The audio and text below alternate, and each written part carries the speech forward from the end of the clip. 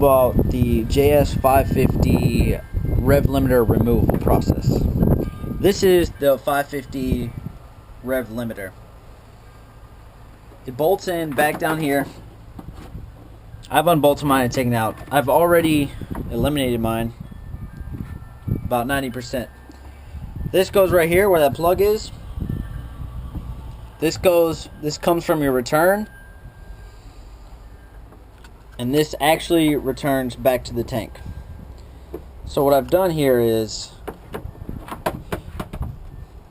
if you're gonna eliminate this, you have to have an inline restrictor. The way mine is inline restricted, I don't know if you can see it, but I'm trying, is there's a pilot jet screwed in there to act as an inline restrictor. This hose now goes from here, and I just ran it straight back to the return tank. So your inline rev limiter, the factory one, it acts as a rev limiter, but it also acts as your fuel restrictor back to your tank. That's where I got it plugged in, from there all the way over there. Got it capped off. So we're going to talk a little bit about what it does. Your rev limiter plugs into your electrical box right here. It comes right here. It pretty much reads when the engine is sped between the manual. It says 6,600 RPMs and 7,500 RPMs. When it gets up there, it redirects the overflow fuel from the tank straight into the carburetor to bog it down. So it pretty much floods it out.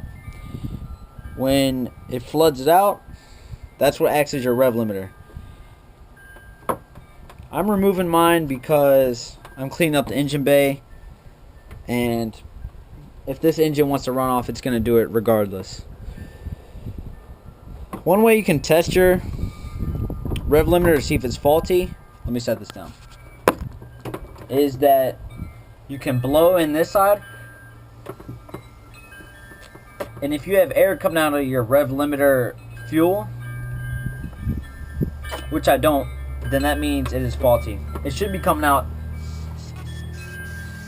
your return line to your tank, which mine does. So mine's not faulty. I'm just cleaning up my engine bay, getting rid of it because this is a high compression motor, and I trust what I've built, so I'm not worried about it over revving. And if it is, I'll yank the spark plugs off. Spark plug caps. The next thing you got to do is you're going to have to pull your box apart. Some people just cut it right here, stuff it in there, and plug this. But me, I'm going to pull this whole box apart. I'm going to put a proper plug in here. I'm going to pull the black box out, get rid of this whole system so I can put it back if I want to. I don't like to cut wires. But that's it. When I start this thing up for the first start, post a video of that. Should run pretty amazing. Oh yeah, and this is a BN44 Mikuni carburetor. It's been rebuilt. Had a couple of little bitty goodies done to it besides this rev limiter removal. Thanks for watching.